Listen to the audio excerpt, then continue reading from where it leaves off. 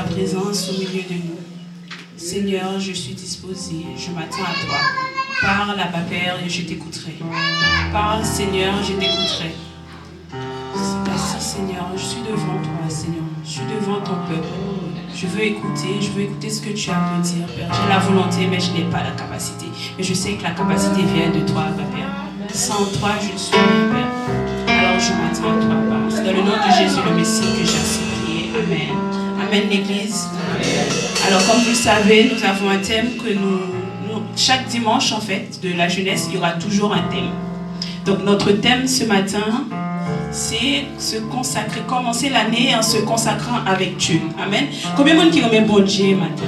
Amen. Donc, imaginez que tout le monde qui est dans la salle là remet bon Dieu. Et la parole dit que si nous aimons Dieu, qu'est-ce que nous devons faire si nous aimons Dieu? Que devons-nous faire? Obéir à quoi? Obéir à la parole et obéir au commandement de Dieu. Et la Bible dit que nous devons lire la Bible quotidiennement. Donc nous, en ce sens, nous avons tiré un thème qui était consécration en fait au ministère de la parole, qui vient de, on l'a tiré du chapitre 6 du livre de Actes des Apôtres. Je vais lire pour vous, vous pouvez rester assis. C'est ce qu'a lu Esther ce matin. Je lis pour vous. À cette époque-là, alors que le nombre des disciples augmentait, les hellénistes murmuraient contre les Hébreux, parce que leurs veuves étaient négligées lors des distributions quotidiennes. Les 12 convoquèrent l'ensemble des disciples et dirent: « Il ne convient pas que nous délaissons la parole de Dieu pour servir aux tables. C'est pourquoi, frères et sœurs, choisissez parmi vous 7 hommes de qui l'on rende un bon témoignage, remplis de l'Esprit Saint et de sagesse, et nous les chargerons de ce travail. Quant à nous, nous continuerons à nous consacrer à la prière et au ministère de la parole. » Ça, c'est la version second 21. Dans une autre version, Luc va dire « Nous nous consacrons continuellement au ministère de la parole et à la prière. » Qu'est-ce que ça veut dire, se consacrer continuellement au ministère de la parole et à la prière? Tout d'abord, nous allons essayer de comprendre ce que ça signifie se consacrer. Donc, le Larousse, dans la langue française, du coup, nous dit que se consacrer, en fait, la consécration, c'est le fait de s'abandonner tout entier à tout ce qu'on a. S'abandonner tout entier à une chose, vraiment, et employer tout son temps au service de cette chose ou de quelqu'un. Donc, en fait, c'est le même principe. Dieu, comme nous le savons tous, est esprit. Et lorsque nous servons en esprit, en fait, nous devons, en fait, le servir tout entier, c'est-à-dire se consacrer tout entier. C'est pour ça que vous allez voir ceux qui servent les entités, c'est-à-dire les marabouts. Eux, en fait, lorsqu'ils se consacrent en esprit, ils vont se consacrer totalement. Donc, en fait, plus ils vont se consacrer, plus leur force augmente. Plus ils vont se consacrer, plus leur puissance augmente. C'est pour ça qu'ils vont se permettre de vous localiser, même chez vous, vont se permettre de vous localiser, peu importe où vous êtes, ils vont vous attaquer. C'est parce qu'en fait, eux, ils se consacrent totalement à l'esprit dont ils servent.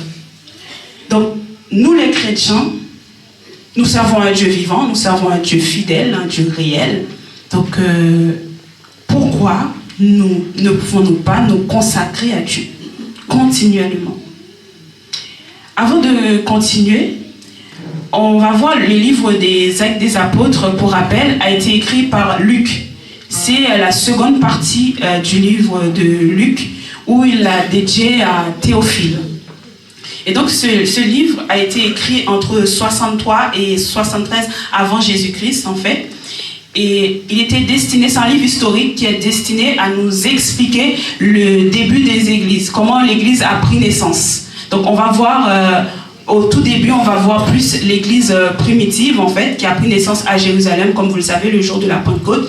Et ensuite, il va y avoir l'expansion de l'église avec la conversion de l'apôtre Paul. Lui qui va apporter la nouvelle maintenant aux non-juifs, il va apporter la nouvelle aux autres, au reste, c'est-à-dire nous.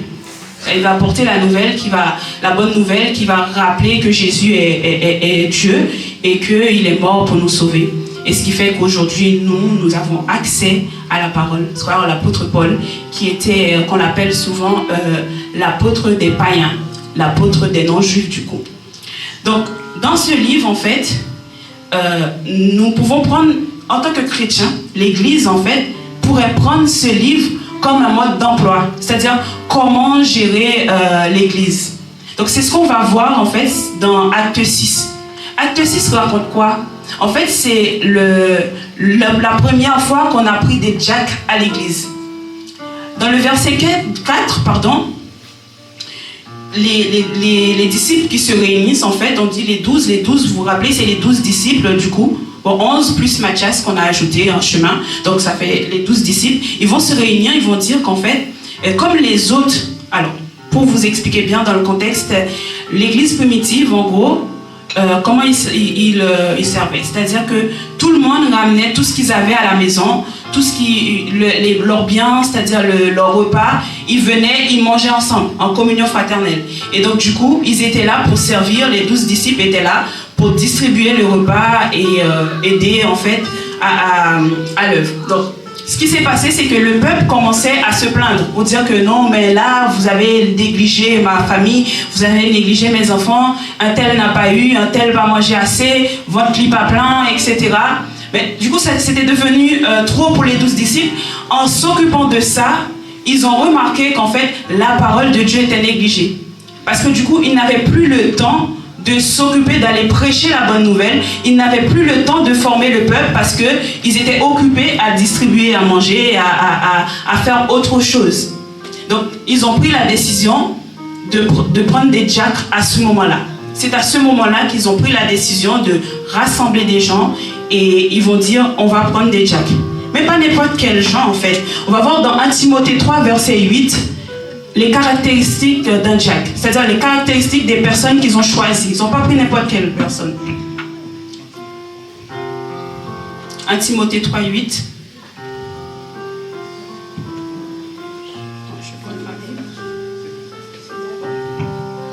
Alors, les diacres aussi doivent être honnêtes, éloignés de la duplicité, des excès du vin, d'un gain sordide. On continue le verset suivant, s'il te plaît. Conservant le mystère de la foi dans une conscience pure. Tu peux voir le verset 10? Qu'on les éprouve d'abord et qu'ils exercent ensuite leur ministère s'ils sont sans reproche. C'est ce qu'ils ont fait. C'est-à-dire que les 12, ils se sont réunis en fait. Ils ont dit, ils ne vont pas prendre n'importe quelle personne. On va prendre des gens qui sont sans reproche. Des gens, on ne peut rien leur reprocher, des gens qui sont capables de gérer leur maison, qui sont capables de gérer leur foyer, et pas que des gens avec qui on a la même pensée, le même sentiment et le même cœur aussi. Parce qu'en fait, lorsque les 12 disciples ils vont partir, vont prêcher la bonne nouvelle, ils laissent le peuple avec les diacres. Mais si les diacres pensent différemment que les 12, donc tout ce qu'a fait les 12 disciples avant n'aurait été vain. C'est-à-dire que lorsque nous marchons avec des gens, nous devons faire en sorte, ce soit à l'église, nous devons faire en sorte que les dirigeants que nous prenons, les responsables que nous prenons, qu'ils aient la même pensée, qu'ils pensent comme nous, qu'ils aient reçu la même formation que nous, ou au contraire, ou sinon qu'on s'accorde en fait sur certaines choses. Donc c'est ce qu'a fait les disciples à ce moment-là. Et là, ils ont réuni, ils ont pris Étienne et d'autres personnes à qui ils ont délégué cette tâche de distribuer le repas et eux, pour qu'ils puissent aller dehors prêcher la bonne nouvelle. Et les versets suivants vont nous dire, en faisant ça, qu'est-ce qui va se passer? En faisant ça, le nombre va augmenter. Il va y avoir une croissance numérique à l'église. Donc, cette croissance numérique n'aurait pas été possible s'il n'y avait pas eu de consécration à la parole de Dieu. Cette croissance numérique n'aurait pas été possible si les 12 étaient restés à régler les problèmes de la maison, en fait, au lieu de se consacrer à la parole de Dieu. S'ils étaient là à régler, et que les hellénistes n'ont pas à manger, on a le chercher manger plus haut, on a le chercher. Ça, s'ils s'occupaient de ça, là, ils allaient rester là, ils allaient faire du surplace. Ils seraient là tous les jours à distribuer à manger avec les mêmes personnes. Tout au plus, peut-être qu'il y aurait eu 2-3 personnes qui viendront pour manger, mais pas des gens qui connaissent Dieu. Amen, amen. Donc, ce qui fait que nous devons faire très attention. La parole de Dieu doit être au centre de chaque chose. Tout ce que nous faisons à l'église ou même à l'extérieur au travail, la parole de Dieu doit être au centre. Si la parole de Dieu n'est pas au centre, toi personnellement, il n'y a pas de croissance spirituelle pour toi. Et l'église n'a pas de croissance numérique. L'église va rester stagnée. L'église ne va pas bouger. On va rester au même endroit. On ne va pas bouger. Donc, pour pouvoir se consacrer à la parole comme on fait, eh ben, il faut chercher à connaître la parole de Dieu. Ça, c'est comment on fait. On dit qu'on aime Dieu, n'est-ce pas? Bon, je prends l'exemple de la sœur Libellate qui est en face de moi. Donc, sœur Libellate rencontre Foi Libellate. Et donc, elle voit Foi Libellate. Est-ce que dès le premier jour que tu as rencontré Foi Libellate, tu t'es dit, je me marie avec lui? Non. Qu'est-ce que tu as fait, sœur Libellate? Nous causer, nous faites y parler. Voilà. C'est Foi Libellate arrivé sous sœur Libellate, il dit, ah, ça sont belles grandes femmes, les cas maman Edwige. Donc là, ça c'est ça ce que Foi Libellate dit. Mais pour l'instant, elle peut reconnaître si sœur Libellate quand maman Edwige parce qu'elle peut reconnaître qui monde sœur Libellate. Donc qu'est-ce qu'elle va faire? Elle va chercher à savoir qui est sœur Libellate. Et c'est qu'à ce moment-là qu'elle peut dire, ah, moi, mais sœur Libellate. Ah, moi, mais femme ça, là, le parent lui dit, ah, maman, je suis une femme. Là, je suis mariée avec elle parce qu'elle me connaît. C'est le même principe avec Dieu. Tu ne peux pas dire que tu aimes Dieu si tu ne connais pas Dieu. Comment tu dis que tu aimes Dieu? Tu ne le connais pas. Tu ne peux pas l'aimer. C'est logique. Donc quand on rencontre quelqu'un, même quelqu'un qu'on voit dans la rue, on ne peut pas tomber sur quelqu'un et dire, vas-y, moi, toi, je t'aime bien. Tu ne peux pas. Tu peux aimer la façon d'être de la personne, tu peux aimer le visage de la personne, mais tant que tu n'as pas appris à connaître cette personne, tu ne peux pas dire que tu aimes cette personne. Donc très souvent, nous disons que nous aimons Dieu, sachant que nous ne lisons pas, sachant que nous ne connaissons pas Dieu, nous ne touchons pas à la Bible, c'est-à-dire que la Bible, pour certains d'entre nous, parfois moi-même, je peux passer 2 semaines sans toucher à ma Bible, mais à ce moment-là, je me fais quand même un rappel. Je me dis, ah là, c'est pas bon. Même le soir avant de dormir, je dois au moins lire un passage. Nous ne pouvons pas être chrétiens et venir à l'église tous les jours et voir les passages bibliques que le dimanche. Bon, certains n'ont même pas de Bible, n'est-ce pas Esther? Amen. Certains n'ont même pas de Bible et viennent pour compter sur le vidéoprojecteur. C'est-à-dire, si pas un vidéoprojecteur, on va suivre. Ou pas un Bible. C'est pas normal. Tu ne peux pas dire que tu aimes Dieu dans ce cas-là, parce que tu ne le connais pas. C'est-à-dire que ce que tu vas aimer de Dieu, tu vas aimer Dieu par intérêt. Pourquoi je dis tu vas aimer Dieu par intérêt? C'est-à-dire que Dieu, il a fait des miracles. Dieu, il m'a sauvé. J'aime le Dieu qui m'a sauvé. J'aime le Dieu faiseur des miracles. Mais je ne connais pas Dieu. Tu ne peux pas aimer Dieu si tu ne connais pas Dieu. Et Jésus va dire quoi? Si vous m'aimez, qu'est-ce que vous faites? Vous gardez mes commandements. Et sachant que tu ne gardes pas ses commandements, tu ne peux pas dire que tu aimes Dieu. Et aimer Dieu, comme je dis, c'est garder ses commandements. Et pour connaître les commandements de Dieu, qu'est-ce qu'il faut faire? Eh bien, il faut lire les Écritures. Vous allez voir quand David, avant qu'il meure, il dit à son fils Salomon, c'est dans 1 Chronique 28, le verset 9, il va dire, Salomon, connais le Dieu de ton père. C'est-à-dire Salomon, ça c'est le plus grand bagage que David t'a laissé comme héritage pour Salomon. C'est-à-dire, connais le Dieu de ton père, le Dieu qui a fait de ton père ce qu'il est aujourd'hui. Salomon, tu dois apprendre à connaître ce Dieu-là. Ça c'est le plus grand héritage qu'on a laissé pour petit tout. Et la Bible nous dit que David, c'était quoi? David, c'était l'homme selon le cœur de Dieu. Et donc, lorsque Salomon va apprendre à connaître le Dieu de son père, là, Salomon va comprendre. Voilà, merci. Et toi, Salomon, mon fils, connais le Dieu de ton père et sers-le d'un cœur dévoué et d'une âme bien disposée, car l'Éternel sonde tous les cœurs et pénètre tous les desseins et toutes les pensées. Si tu le cherches, il se laissera trouver par toi. Mais si tu l'abandonnes, il te rejettera pour toujours. Donc en fait, avant de mourir, il n'a pas dit à Salomon, allez, bon, quittez 10 cabris pour, quittez 10 machins pour. C'était pas ça. Le plus important, en fait, c'était que Salomon connaisse Dieu. Le plus important dans notre vie, c'est de connaître Dieu. Et Dieu, il va dire dans Osée 4, verset 1er, ce que ça produit, en fait, lorsque le peuple ne connaît pas Dieu. On va voir, tu peux me mettre Osée 4, verset 1er, On va voir ce que ça va donner, en fait.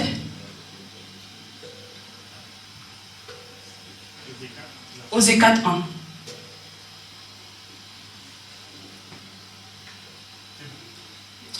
Donc, écoutez la parole de l'Éternel, enfants d'Israël, car l'Éternel a un procès avec les habitants du pays, parce qu'il n'y a point de vérité, point de miséricorde, point de connaissance de Dieu dans le pays.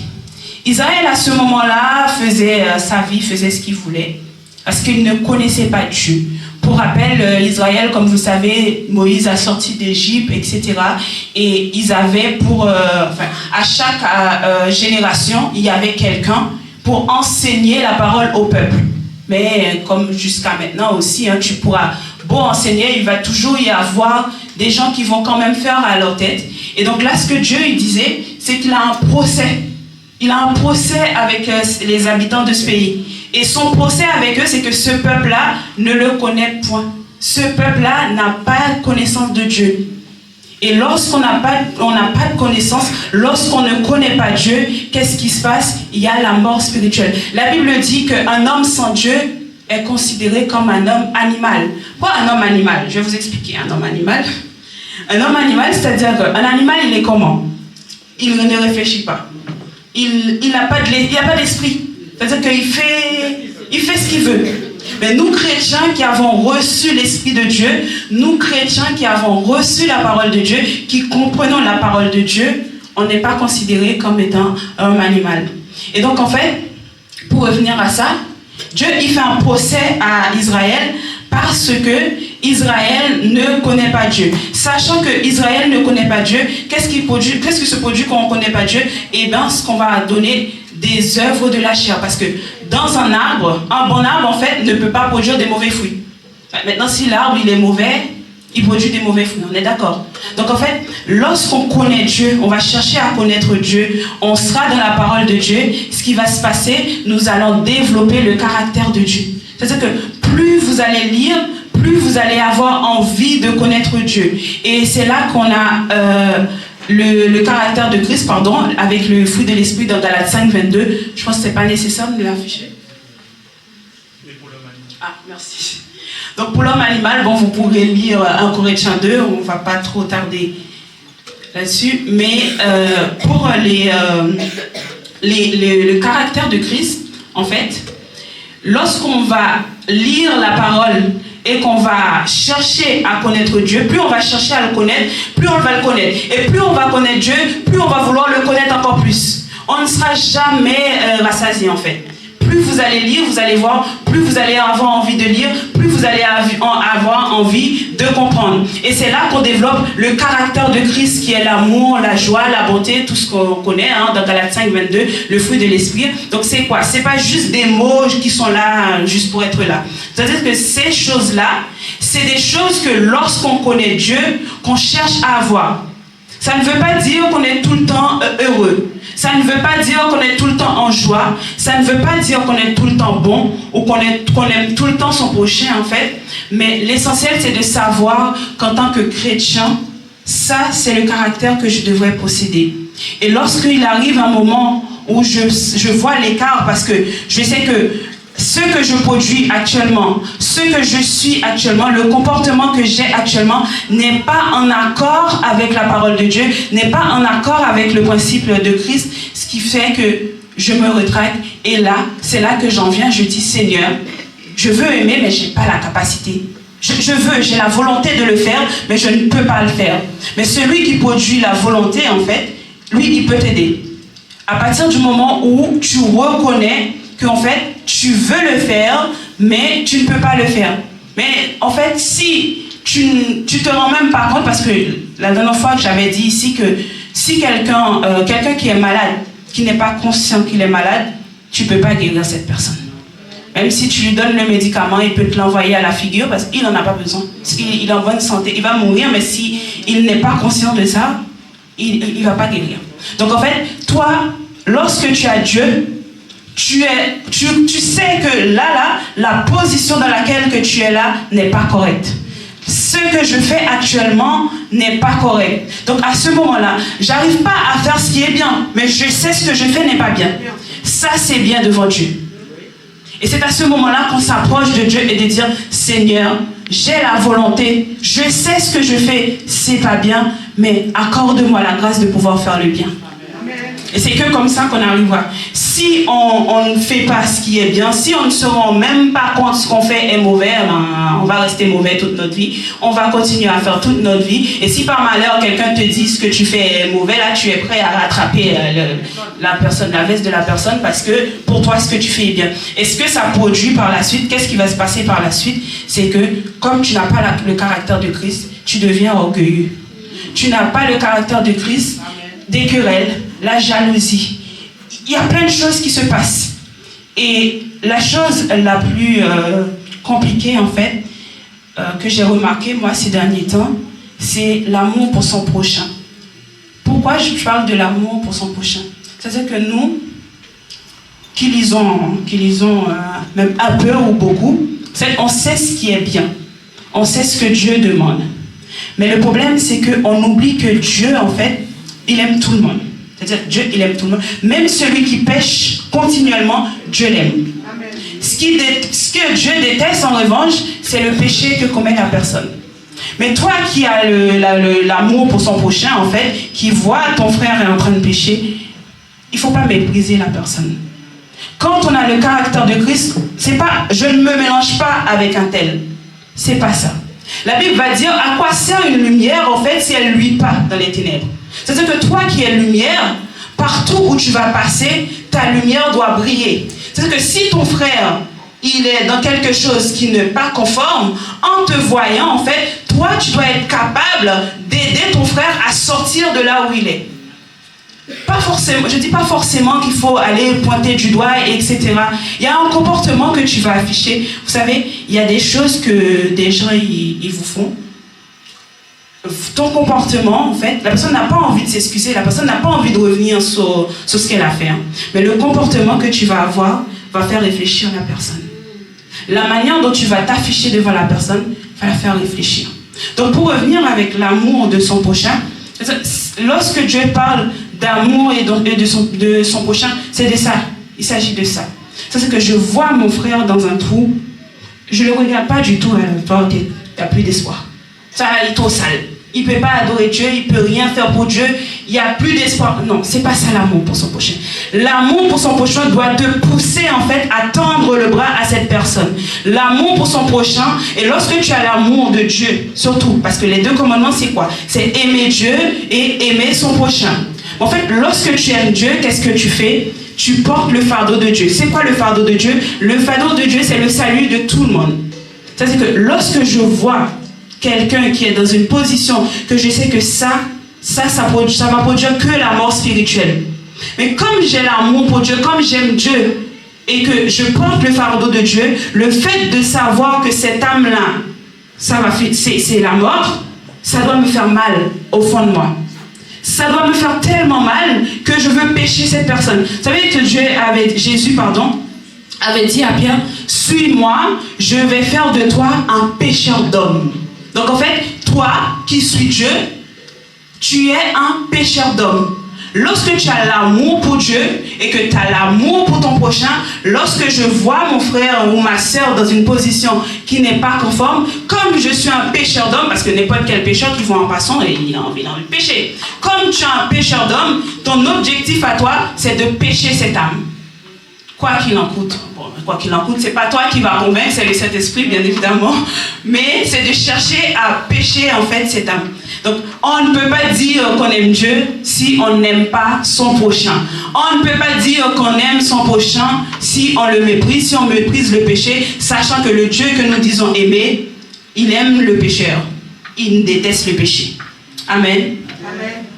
Donc, lorsque vous allez chercher, comme je disais, lorsqu'on va chercher Dieu, en fait, on va vouloir le chercher encore plus. Et lorsqu'on va chercher Dieu encore plus on va chercher Dieu, qu'est-ce qui va se passer? Les Écritures, vont réveiller l'amour en nous. C'est-à-dire qu'il y a des choses que nous faisions avant. Vous allez voir de vous-même, il y a des choses que vous n'allez plus faire.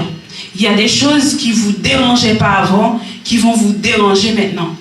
Moi, j'ai vu la différence entre le moi avant, c'est-à-dire le moi il y a 5 ans, je dirais, et le moi d'aujourd'hui. Je ne suis pas encore là où Dieu m'attend. Je ne suis pas encore à la dimension où je devrais être. Je n'ai pas encore le caractère que je devrais avoir en tant que chrétien. Mais j'ai vu un changement, que Dieu a opéré un changement en moi. Et je rends grâce à Dieu pour ça d'ailleurs. Mais je vois en fait un cheminement. Je me vois sur le chemin. Je me vois avancer. Je ne suis pas encore arrivée à la destination. Mais je sais que je suis en train d'avancer. Je ne connais pas non plus l'itinéraire, mais je sais que j'avance. Donc en fait, lorsque on va chercher, je disais, à connaître Dieu et on est plongé dans les Écritures, donc Dieu réveille l'amour en nous et c'est pas la seule chose que Dieu réveille en nous. Les Écritures vont vous donner envie d'adorer Dieu. Je m'explique. C'est-à-dire que lorsque je vais chercher à savoir qui est Dieu, là, je me rends compte qu'en fait, Dieu, il est bon. Avec tout ce que Dieu a fait, il est bon. Il y a Colossiens chapitre 1, le verset 15. Je vais vous montrer quelque chose.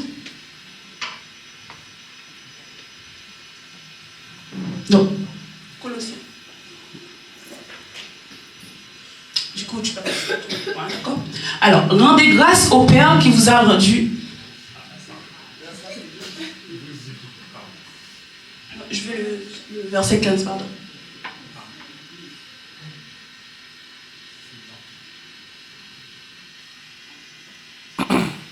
Merci. Donc là, en fait, on va avoir une description de Jésus. Donc, il va nous dire quoi, l'apôtre Paul?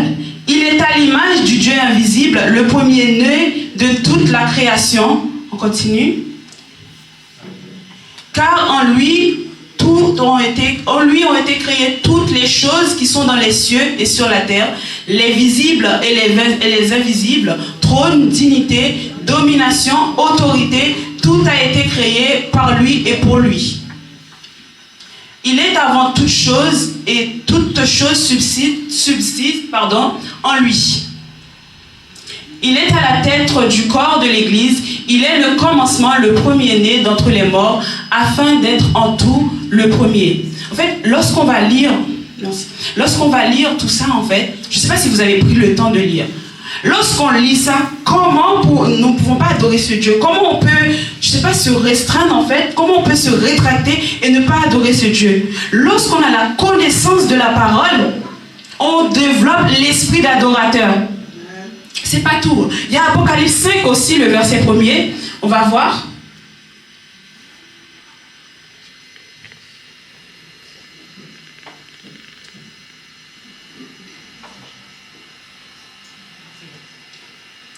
Donc, puis je vis dans la main droite de celui qui était assis sur le trône un livre écrit en dedans et en dehors, scellé des 7 sceaux.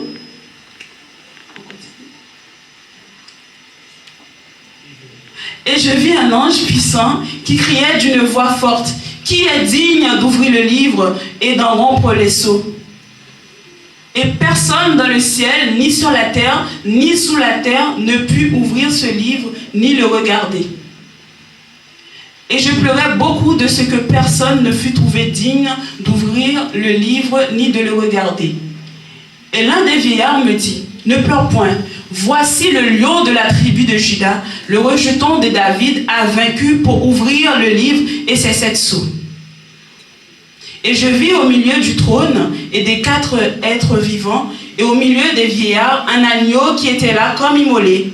Il avait 7 cornes et 7 yeux, qui sont les 7 esprits de Dieu envoyés par toute la terre. Il vint et il prit le livre de la main droite de celui qui était assis sur le trône. Quand il eut pris le livre, les 4 êtres vivants et les 24 vieillards se prosternaient devant l'agneau, tout chacun une harpe et des coupes d'or remplies de parfums qui sont les prières des saints. Et ils chantaient un cantique nouveau en disant: tu es digne de prendre le livre et d'en ouvrir les sceaux, car tu as été immolé, tu as racheté pour Dieu par ton sang des hommes de toute tribu, de toute langue, de tout peuple et de toute nation. Et le dernier verset: Tu as fait d'eux un royaume et des sacrificateurs pour notre Dieu, et ils régneront sur la terre. En fait, lorsqu'on va lire ces paroles, nous ne pouvons qu'adorer Dieu. Et nous ne pouvons pas dire qu'on adore Dieu sans avoir connaissance de ces mots, en fait. Comment pouvons-nous adorer Dieu? Nous ne connaissons pas Dieu. Si on ne lit pas ça, on ne sait pas qui on adore. Là, on vient de nous donner 2 descriptions de Jésus. On vient de nous décrire Jésus. Et là, lorsqu'on lit ces paroles, en fait, lorsque nous lisons ces paroles, qu'est-ce qui va se passer? On a envie d'adorer. Et lorsqu'on va se mettre à adorer Dieu, et je parlais avec une amie cette semaine, je disais justement, lorsqu'on va se mettre à adorer Dieu, en fait, et là, vous avez tout qui passe. Ouais, je ne sais pas si ça vous est déjà arrivé. Et là, je revois les Écritures. Je revois tout ce qui s'est passé. Je revois tout ce que Dieu a fait pour moi. Et je revois qui est Dieu. Et là, j'ai juste envie d'adorer Dieu. J'ai juste envie de chanter. J'ai juste envie de danser comme David, en fait. Je ne devrais laisser personne danser plus que moi. Je ne devrais laisser personne chanter plus que moi parce que j'ai connaissance de celui que je suis en train d'adorer, en fait. Et si tu n'as pas connaissance de la parole de Dieu, tu ne peux pas dire que tu adores Dieu, en fait. Tu ne peux pas dire, quand tu vas adorer, c'est quoi? C'est tes émotions qui vont adorer parce que tu ne connais pas Dieu. C'est pas en disant béni soit l'Éternel très fort, en fait, que tu vas connaître Dieu. C'est pas en disant béni soit l'Éternel méga fort que, en fait, ton adoration ou ta louange va monter vers Dieu. Alors, qu'est-ce que la Bible dit? La Bible dit que Dieu, il est en train de chercher, en fait, des vrais adorateurs. Il cherche des vrais adorateurs, des adorateurs qu'il adore en esprit et en vérité. En tant que conductrice d'adoration et de louange, je viens un dimanche matin et je me dis quoi? Je vais ramener le peuple devant le trône de Dieu. Mais comment tu vas ramener le peuple devant le trône de Dieu si tu n'y as jamais mis les pieds? Comment tu vas connaître le chemin si toi-même tu n'es pas allé? C'est-à-dire que le culte que tu vas rapporter le dimanche matin, ce culte a été déjà préparé au préalable. C'est-à-dire que toi, tu veux venir ramener le peuple devant Dieu, toi tu es déjà allé, tu connais déjà le chemin. Et si tu ne connais pas le chemin, tu ne peux pas ramener le peuple. Je vais te dire, est-ce que tu peux m'emmener à Sarcelles? Ou pas un GPS, ou pas un chemin, comment on m'amène? Ma mère avait l'habitude de dire, on avait maintenant un GPT. Donc en fait, on devient quoi? Moi-même avec ou même un GPT. Ouvre les mains. Quand on même ou par contre quand on va aller. Ou pas aller très loin. Donc on finit, tu vas crier jusqu'à faire planter les plafonds, mais ton adoration ça reste là. C'est comme le carnaval. Quand on regarde le carnaval, vous voyez tout le monde, ils sont en train de danser. Vous pensez qu'ils rendent grâce à Dieu? Donc lorsqu'on est ici, là, on est en train de danser, ça ne veut rien dire. Ça ne veut rien dire. Si le conducteur d'adoration des louanges, si nous-mêmes nous ne sommes pas disposés pour aller vers Dieu, nous n'irons nulle part. C'est-à-dire on va rester ici, là. Et quand tu as fini, tu vas dire ça. Ma pilonne. Et Satan, il te regarde, il dit fini, mon correspondant, fini. Oui. Et c'est ce qu'il dit. Il dit, vas-y, fini, et puis maintenant, nous n'avons pas là. Fini. Parce qu'en fait, tu ne peux pas l'arrêter, tu ne connais pas Dieu, tu ne connais pas le chemin, tu dis, je vais ramener le peuple devant Dieu. Ou pas, mais une grâce côté. Ou pas comme chemin, ou pas comme route là. Donc en fait, tout ce que nous voulons faire pour Dieu, en fait, tu veux ramener le peuple devant Dieu, toi, en tant que dirigeant, en tant que dirigeante, va droit devant Dieu. Ta louange que tu prépares, ton adoration que tu prépares, c'est pas YouTube qui prépare pour toi. C'est le Saint-Esprit, c'est avec le Saint-Esprit que tu prépares. C'est pas un showbiz en fait. Donc là, on va le déposer dimanche. On va le déposer, oui. Mais bon Dieu pas là. Pas dit c'est pour bon Dieu, on va faire. On va venir, on va mettre des chants sous chants, m'a danser. Moi-même, m'a danser. Chez nous, m'a danser. M'a danser, mais danser, hein, ça ne veut pas dire que je suis béni. Ça ne veut pas dire que le peuple est béni parce que toi-même, tu ne peux pas m'emmener. C'est toi, tu ne connais pas le Dieu que tu veux, que tu expliques là. Le Dieu que tu me dis, ferme les yeux, dis béni soit l'Éternel. Quel Dieu que tu bénis? Quel Dieu? Est-ce que toi, tu connais le Dieu que tu veux bénir? Est-ce que toi, tu connais le Dieu que tu es en train d'adorer? Dans l'Apocalypse, en fait, quand on continue, on va nous dire que les hommes, les vieillards, tout ça, les gens, ils se prosternent, ils sont en train d'adorer Dieu. Vous savez, lorsqu'on connaît Dieu, lorsqu'on médite les Écritures, lorsqu'on cherche, on lit, et là on a connaissance, on voit un Dieu qui est merveilleux, un Dieu qui est grand, un Dieu qui est fidèle. Et là, tu as juste envie de chanter. Car il est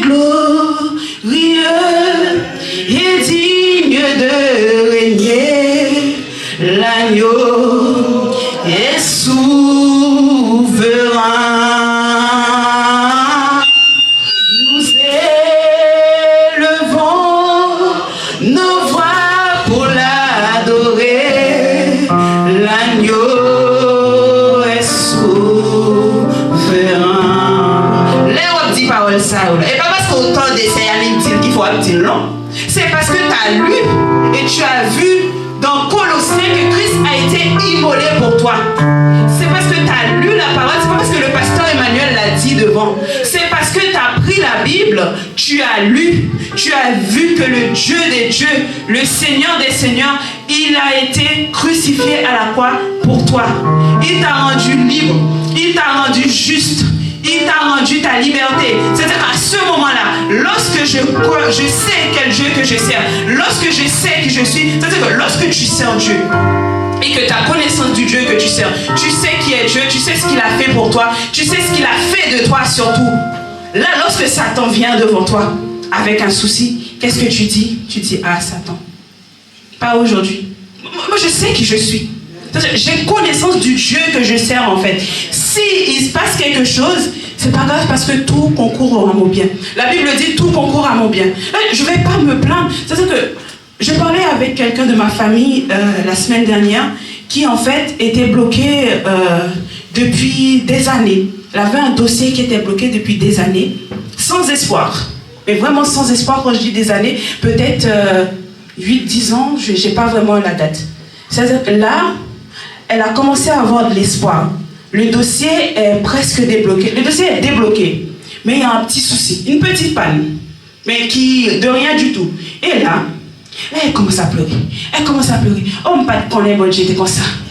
Si bon, moi, je pensais que les bon, j'ai fait une faux miracle, il fait le net. Là, j'ai dit, bon, c'est pas grave. J'ai dit, c'est pas grave, on va. Je prierai pour toi. Je prierai pour toi. Et là, je dis, Seigneur, fais grâce. Voilà. Ça, c'est un manque de connaissance. C'est ça lorsqu'on sert le Dieu faiseur des miracles. Mais maintenant, lorsqu'on sert le Dieu qu'on sait qui est bon, le Dieu qui est grand, qui est merveilleux, je sais que Dieu, il l'a dit, lorsqu'il a dit, il ne revient pas sur sa parole parce que la Bible dit, ce n'est pas un homme pour mentir, ni le Fils de l'homme. Amen. C'est ce que la Bible dit. Quand j'ai connaissance de ça et que la Bible a dit ça, j'ai une petite panne de rien du tout, c'est pas grave. J'étais bloqué des années, j'avais pas d'espoir. Là, Dieu m'a donné de l'espoir, c'est grand. Dieu m'a donné de l'espoir. C'est compliqué, ça fait mal, je pleure, il n'y a pas de souci. Tu peux pleurer aussi, hein. Ça fait du bien parfois de pleurer. Tu peux pleurer, je pleure, mais je ne remets pas en cause la parole de Dieu. Ce n'est pas un homme pour mentir. Il ne ment pas. S'il a dit qu'il va le faire, il le fera. Donc c'est pour ça que nous, en tant qu'adorateurs, nous, en tant qu'enfants de Dieu, nous devons chercher à connaître Dieu. Parce que tout le temps, on va dire, oui, je suis créé à son image et ressemblance. Mais qui image ou bien des bodies? Est-ce que mon image, mon Dieu? L'image de Dieu, ça se trouve ici. Ici. À partir du moment où vous allez lire, et le mois prochain, pour ne pas dire qu'on se contredit, le mois prochain, vous allez avoir la sœureuse toujours sur le même thème, mais elle va vous parler du coup de la prière. Parce que les apôtres, ils disent quoi? Nous allons nous consacrer à la parole et à la prière. Donc du coup, c'est pas que. Donc on va avoir le ministère de la parole, il faut la parole, mais il faut aussi prier. C'est ces deux choses-là. Avec ces deux choses-là, vous verrez Dieu. On verra Dieu. On connaîtra Dieu. On aura l'image de Dieu. On va ressembler à Dieu. Et là, lorsque je vais dire, j'ai été créé à l'image et ressemblance de Dieu, en fait, lorsque je me regarde dans le miroir, je sais que ça là, ça c'est l'enveloppe. C'est pas ce qui est important. Là, moi, je ressemble à Dieu à l'intérieur. Au fond, je ressemble à Dieu. Et donc, mon Dieu, il est tout puissant. Donc, moi, je suis tout puissant. Mon Dieu, il est merveilleux. Je suis aussi merveilleux. Tout ce qu'il est, je suis. Et ça, c'est pas seulement au bout des lèvres. Il faut dire, hein, parce que Jésus, il va dire quoi dans Matthieu 15, verset 8, il va dire, ce peuple m'honore des lèvres, mais son cœur est éloigné de moi. Donc, pourquoi il dit ça? Ça, c'est l'air où il dit dans bouche. Comme on chantait tout à l'heure. Car il est glorieux et digne de régner. Là, il dit dans bouche, moi, mais dans Kem, il n'y a pas. Il n'y est pas. Je n'ai pas la connaissance de Dieu. Je ne connais pas le Dieu. Je ne connais pas Dieu. Comme je ne connais pas Dieu, tout ce que je dis, en fait, c'est dans la bouche. Je vais dire, oui, Dieu, il est grand, donc je suis grand. Dieu, il est merveilleux, donc je suis merveilleux. Et Dieu, il a dit d'aimer. Dieu, il a dit qu'il faut faire ci, il faut faire ça. Mais par contre, lorsque quelqu'un pêche, la première personne qui jette la première pierre, c'est moi. Donc ça veut dire que j'honore Dieu des lèvres, mais mon cœur est très loin de Dieu. Tu viens le dimanche matin, tu viens chanter, tu viens adorer, mais ton cœur n'y est pas. Ton cœur, à l'intérieur, c'est pas Dieu qui est là. Dieu n'y est pas. Il ne peut pas passer. Il n'y a pas de place parce qu'en fait, la Bible va dire on ne peut pas servir deux maîtres à la fois. Donc le problème c'est que Dieu, il ne peut pas s'installer parce que lorsque le Saint-Esprit arrive, il y a déjà quelqu'un qui est là. L'orgueil est déjà là. La jalousie est déjà là. Les rancœurs sont là en fait. Tout est là. Donc le Saint-Esprit n'a pas de place ici. Donc ça y est, il part. Et pourtant, pour toi, tu as l'onction. Là, une onction. Une onction me guérir malade. Je veux guérir les malades, je veux déplacer les montagnes, je veux faire ci, je veux faire ça. Et lorsqu'on chante, la première personne qui est remplie du Saint-Esprit, c'est moi. Et pour autant, mon cœur est éloigné de Dieu. Ça, c'est compliqué. Et c'est à ces personnes-là que Dieu va dire dehors. Je te connaissais pas. Parce que tu chantais, tu dansais, tu faisais tout ce que tu voulais, c'est bien, mais ton cœur était éloigné de Dieu. Tu n'avais pas le cœur de Dieu et tu ne cherchais pas non plus à avoir le cœur de Dieu. Les seules possibilités pour avoir le cœur de Dieu, pour ressembler à Dieu, se passent par les Écritures et la prière. On n'attend pas que ce soit le pasteur qui nous explique les Écritures. On n'attend pas. Parce que vous serez étonnés de voir des pasteurs qui sont occupés à faire autre chose. Vous serez étonnés de voir des hommes de Dieu qui sont préoccupés par autre chose que par le bien-être spirituel du peuple. À partir du moment où l'église tourne, à partir du moment où tous les dimanches il y a du monde, que ce soit rempli ou pas, il y a quelques personnes, donc c'est bien, ça, l'affaire tourne. Donc ça c'est bon. C'est tout. Vous allez voir, il y a des hommes, ça c'est bon pour eux. Mais toi qui sais, qui cherches à connaître Dieu, toi qui veux savoir qui est Dieu, tu n'attends pas. Ouvre ta Bible toi-même. Ouvre ta Bible. Il y a des moments où tu peux lire. Et il y a même des prédications, en fait. Tu peux passer ton temps à lire, à écouter plutôt les prédications. Et si tu as une question, là, tu peux te rapprocher de ton pasteur et poser des questions et dire, bon, ça, j'ai pas tout compris. Je veux comprendre.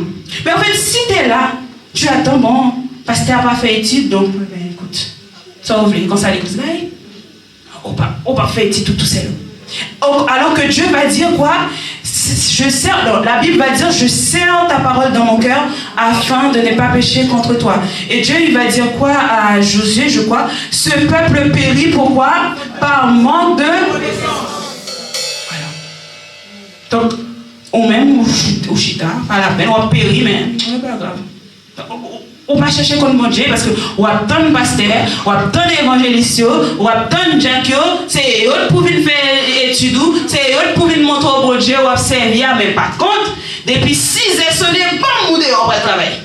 Là on va laisser mon moto chez moi, non? Ouais, mon moto chez moi. C'est-à-dire que Dieu va te donner, tu vas prier Dieu. Un autre truc qui est compliqué, c'est que on va prier Dieu, Seigneur, je veux des enfants. Seigneur, je veux un travail.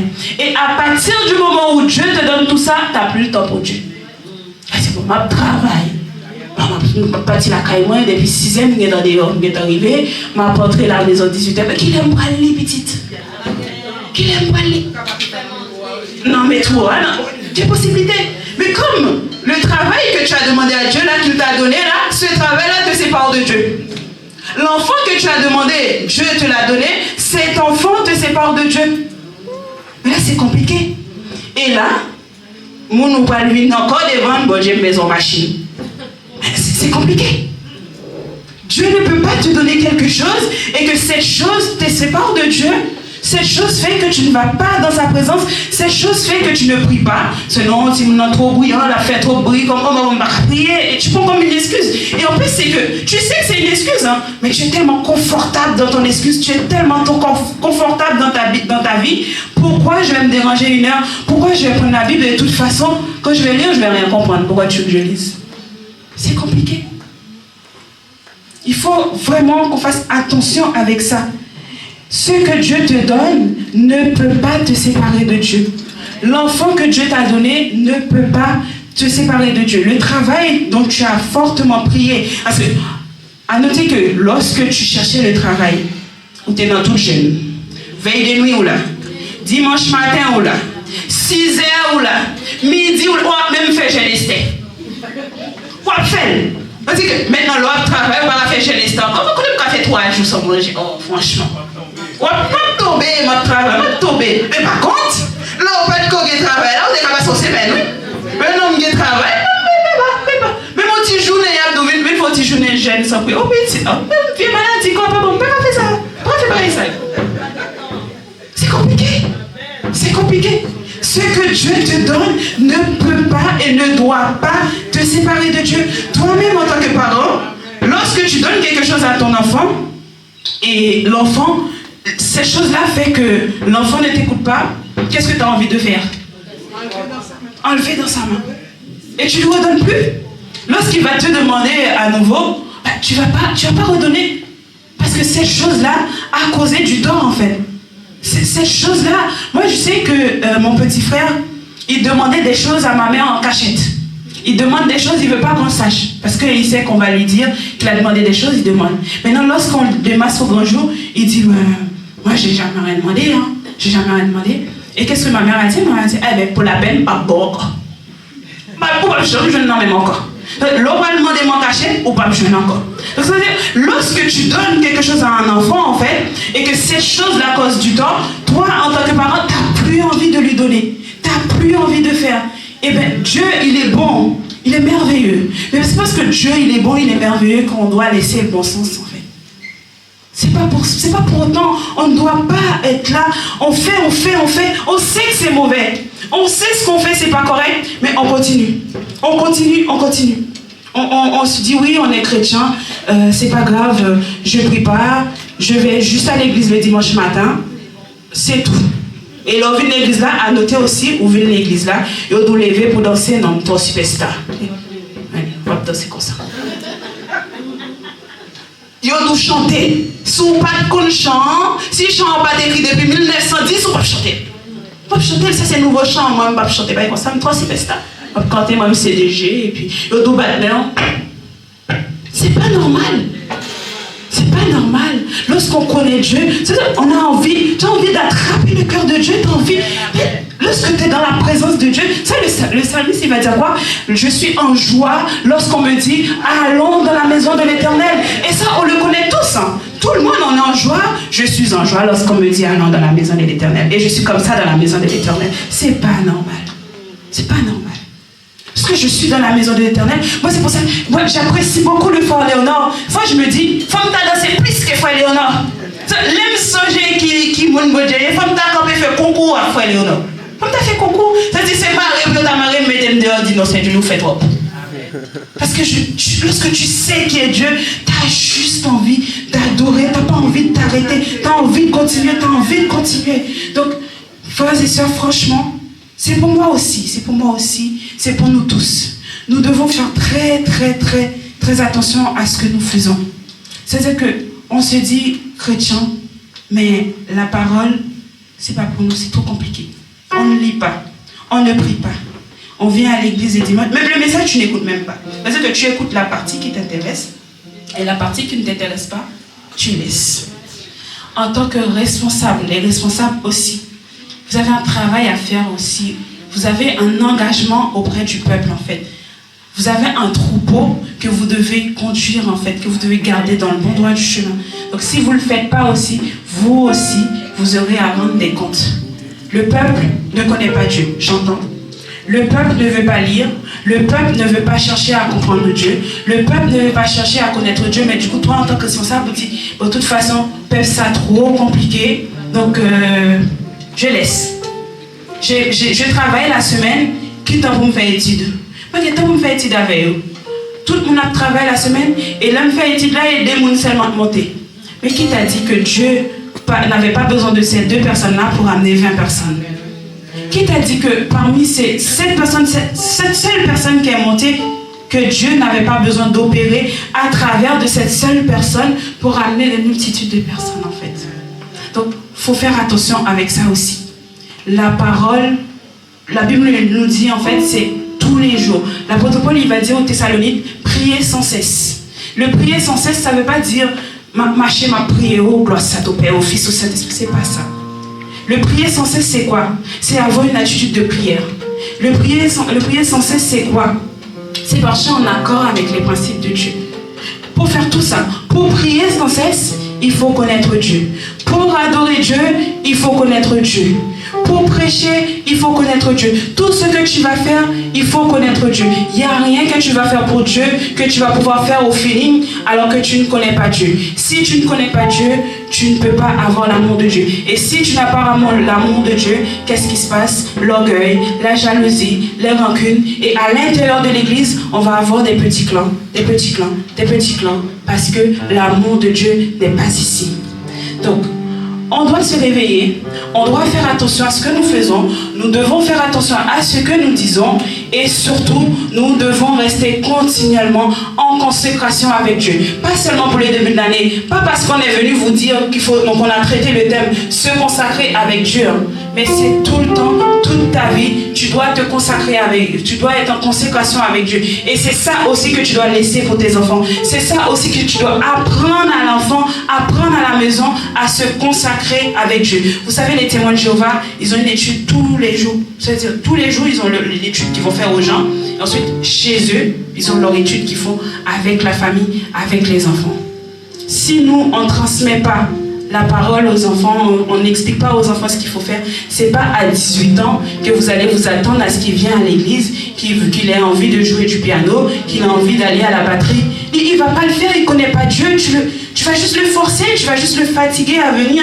Pourquoi il voudra jouer du piano pour Dieu, un Dieu qu'il ne connaît pas? Pourquoi l'enfant voudra se réveiller, venir à 9h du matin, venir s'asseoir là, écouter le pasteur Périclès qui parle? Mais il va dire, mais il parle de quoi lui? Moi j'ai des adolescents, des fois ils m'envoient des messages, alors que je suis au travail, ils me disent, vas-y lui, moi lui, tu sais. Ils comprennent rien, ils comprennent pas, ils connaissent pas. Il y a un travail qu'il faut faire à la maison, il y a le travail qui doit se faire à l'église, et il y a le travail personnel de l'enfant, évidemment. Mais tout ça, si la parole de Dieu n'est pas au centre, nous allons juste à la mort spirituelle. Que Dieu vous bénisse. Je vous laisse vous lever.